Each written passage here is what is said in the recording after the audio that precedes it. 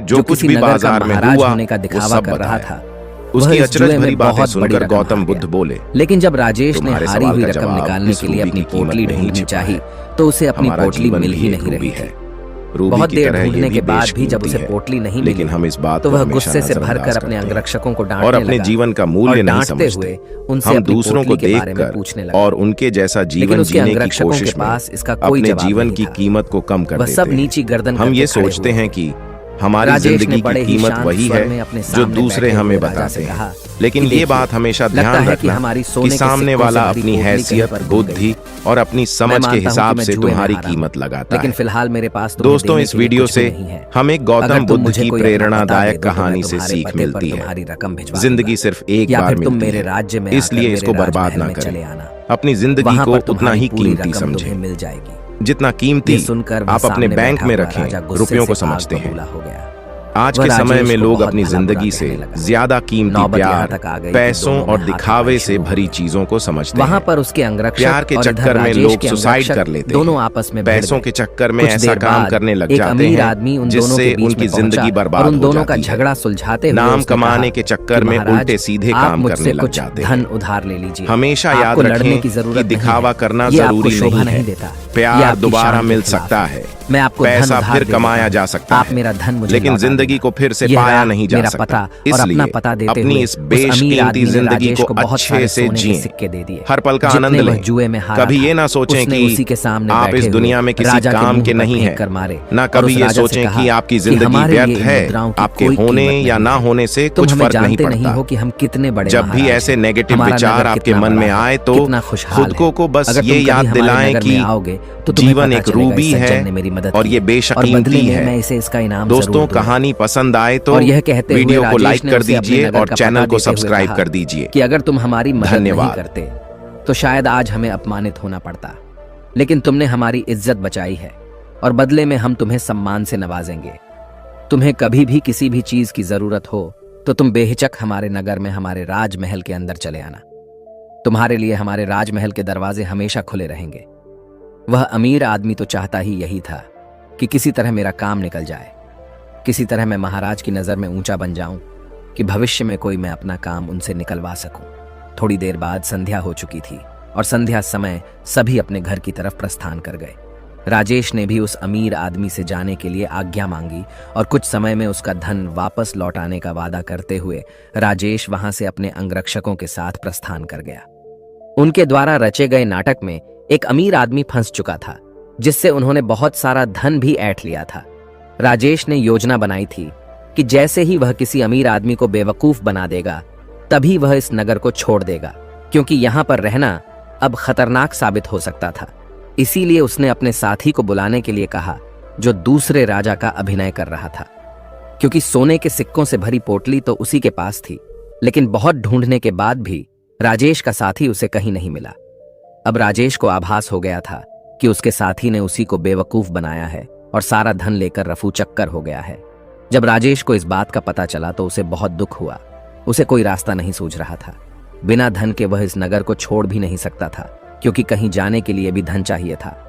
और जिस अमीर आदमी से उसने धन उधार लिया था वह उसे इस नगर में जरूर किसी न किसी दिन पकड़ लेगा, और जिस दिन वह उसे पकड़ लेगा उसे लंबी कारावास हो जाएगी।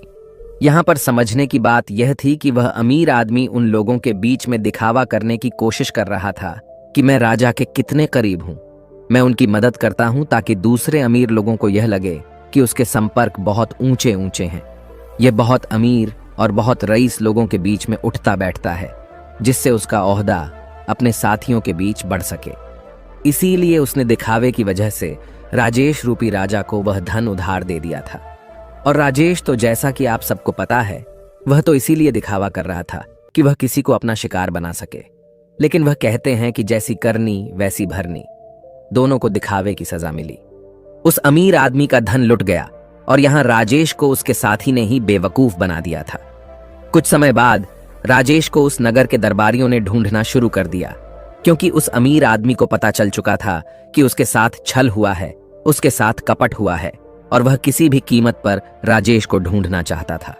इसीलिए राजेश को छुपकर जंगल के रास्ते से वह नगर छोड़कर भागना पड़ा। जंगल में छुपते छुपाते वह एक दिन एक भिक्षु की कुटिया में पहुंचा, जहां पर एक भिक्षु ध्यान कर रहा था। राजेश उस भिक्षु के चेहरे की सादगी देखकर उसकी तरफ बहुत आकर्षित हो गया। उनके ध्यान से बाहर आने का इंतजार करने लगा। कुछ देर बाद भिक्षु ने जब अपनी आंखें खोली तो उन्होंने सामने बैठे राजेश को देखा। उन्होंने राजेश न से पूछा कि तुम कहां जा रहे हो और यहां पर मुझसे क्या चाहते हो।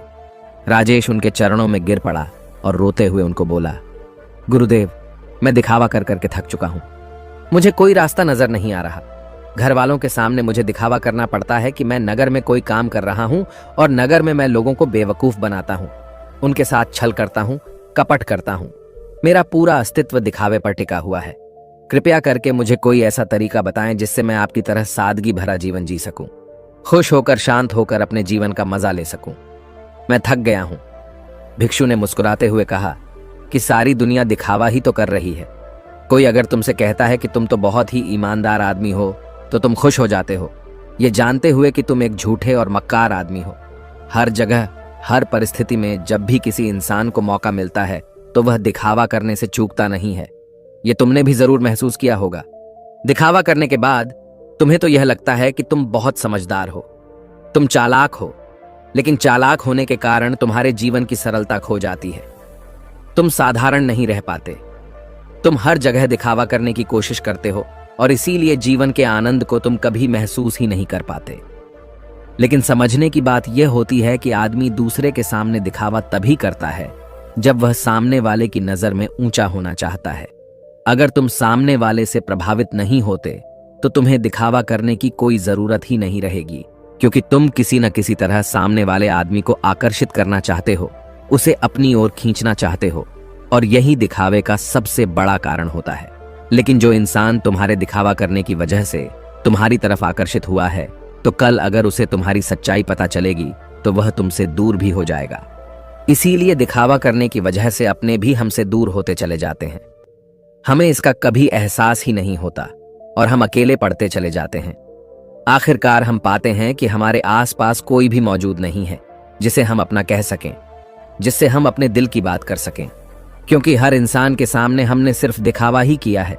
लेकिन जो इंसान अपने आप को जानता है, अपने एकांत में स्थापित हो गया है, उसे किसी के आने जाने से कोई फर्क नहीं पड़ता। वह तो बस अपने एकांत का आनंद उठाता है। कोई आए तो ठीक और जाए तो भी ठीक। वह किसी को आकर्षित करने की कोशिश नहीं करेगा और इसीलिए उसका जीवन सरल होता चला जाएगा, साधारण होता चला जाएगा। और जितने सरल तुम बनते जाओगे उतनी ही आसानी से तुम ध्यान में प्रविष्ट हो पाओगे। जीवन एक परीक्षा है, लेकिन कुछ लोग उस परीक्षा में संघर्ष नहीं कर पाते और वह लोग एक दिखावे का रास्ता अपना लेते हैं। उस जीवन को पूरी सच्चाई से जीना ही नहीं चाहते। वह खुद की सच्चाई को भी खुद स्वीकार नहीं करना चाहते। ऐसे बहुत से लोग होते हैं जिनके अंदर बहुत सारी बुराइयां होती हैं, लेकिन वह अपनी बुराइयों को कभी खुद महसूस ही नहीं कर पाते, खुद स्वीकार ही नहीं कर पाते। उन्हें पता होता है कि उनके अंदर यह कमी है, लेकिन अहंकार व दिखावे के कारण न तो वह अपनी बुराई सामने वाले के सामने बता पाते हैं और न ही उसको खुद स्वीकार करके उसको ठीक कर पाते हैं। इसीलिए सबसे पहले दिखावे की दुनिया को छोड़ो, बनावटी दुनिया को दूर हटा दो, क्योंकि जब बनावटी दुनिया तुमसे दूर होगी तो ही तुम्हारा मन स्वच्छ हो पाएगा, निर्मल हो पाएगा। और जितना मन तुम्हारा निर्मल होगा उतने ही अच्छे लोग तुम्हारे संपर्क में आते रहेंगे, और जितना कपटी तुम्हारा मन होगा तो कपटी लोग ही तुम्हें मिलते जाएंगे। हमें वही लोग जीवन में टकराते हैं जिस तरह का हमारा खुद का नजरिया होता है। अगर हमारा नजरिया साफ है, शुद्ध है, तो हमें शुद्ध लोग ही टकराएंगे, और वहीं पर अगर हमारा नजरिया कपट से भरा हुआ है, धोखे से भरा हुआ है, तो हमें रास्ते में ऐसे ही लोग टकराएंगे। तुम किसी को धोखा दोगे, कोई तुम्हें धोखा देगा, और ये गोला निरंतर चलता रहता है। इस चक्र से बाहर आने का सिर्फ एक ही तरीका है, किसी को आकर्षित करने की कोशिश मत करो, किसी को भी जबरदस्ती झूठ बोलकर खुश करने की कोशिश मत करो। बस तुम अगर ये छोटा सा सिद्धांत अपना लेते हो तो तुम्हारी बनावटी दुनिया कब सच में बदल जाएगी तुम्हें पता ही नहीं चलेगा। साधारण रहकर, सरल रहकर ध्यान की गहराइयों से अपने जीवन का परिचय कराओ, तब तुम्हें जीवन के आनंद का पता चलेगा। तब तुम समझोगे कि जीवन के असली मायने क्या होते हैं। किसी को बेवकूफ बनाना, किसी को झूठ बोलना, जबरदस्ती दिखावा करना ये जीवन नहीं है, ये कुछ और है। ये दुख है, ये संताप है, और यही दुखों का कारण है। इसीलिए तुम दुखों को काटना चाहते हो तो सबसे पहले इस पेड़ की जड़ को उखाड़ कर फेंको जो दिखावे का पौधा तुमने लगा रखा है। और ये कहकर वो भिक्षु कुटिया के अंदर चला गया। उनके जाने के बाद राजेश ने महसूस किया कि उसके जीवन में जितनी भी समस्याएं हैं उसके पीछे मूलभूत कारण उसका दिखावा ही है। अगर वह दिखावा करना छोड़ देता है तो जाहिर सी बात है वह झूठ बोलना भी छोड़ देगा। फिर कैसी भी परिस्थिति हो वह सिर्फ सच बोलेगा, और जब सच बोलने की हिम्मत उसमें आ जाएगी तो उसका जीवन खुद ही परिवर्तित हो जाएगा। ऐसे ही विचारों में डूबा हुआ वह उस जंगल को पार कर गया।